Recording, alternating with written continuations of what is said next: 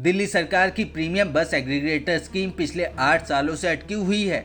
इन 8 सालों में स्कीम को लागू करने में कई दिक्कतों का सामना करना पड़ा, लेकिन इस बार केंद्र सरकार ने इसके लिए रास्ते खोल दिए हैं। इस पर अरविंद केजरीवाल का क्या है कहना, आइए आपको इस पूरी खबर में बताते हैं। दिल्ली के मुख्यमंत्री अरविंद केजरीवाल ने बताया कि प्रीमियम बस एग्रीगेटर स्कीम को लागू करने के लिए पिछले 8 वर्षों के दौरान कई चुनौतियों का सामना करना पड़ा।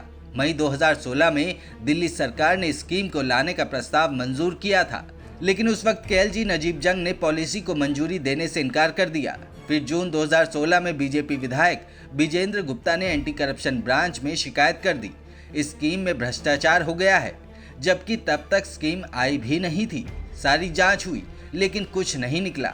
उसके बाद 2017 से 2019 के बीच ट्रांसपोर्ट विभाग ने आपत्तियां लगाई कि मोटर व्हीकल एक्ट के तहत ऐसी स्कीम नहीं लाई जा सकती, लेकिन सौभाग्य से अगस्त 2019 में भारत सरकार ने मोटर व्हीकल एक्ट के प्रावधानों में संशोधन कर दिया, जिससे बस एग्रीगेटर स्कीम लाने का रास्ता साफ हो गया।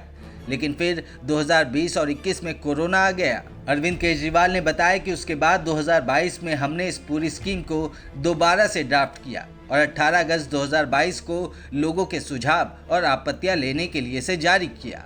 8 सितंबर तक लोगों के कमेंट्स आए, जिन पर कानूनी सलाह लेने के बाद 8 मई 2023 को दिल्ली सरकार ने स्कीम के ड्राफ्ट को मंजूरी दी।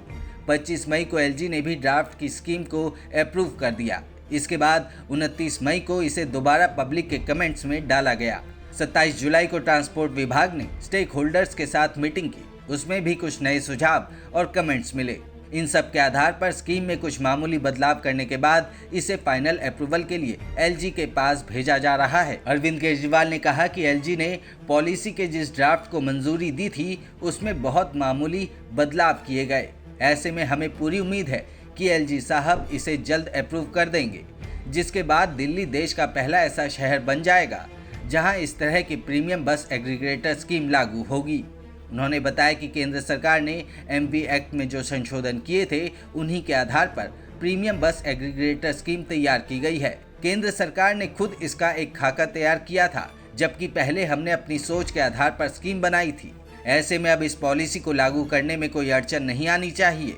ये एक मार्केट ड्रिवन पॉलिसी है, इसलिए हमें पूरी उम्मीद है कि सारे ऑपरेटर इस स्कीम के तहत बस चलाने के लिए आगे आएंगे। तो क्या अरविंद केजरीवाल की प्रीमियम बस सर्विस लागू हो पाएगी या फिर इसमें दोबारा कोई अड़चन आएगी? क्या है आपकी राय? हमें कमेंट करके ज़रूर बताएं।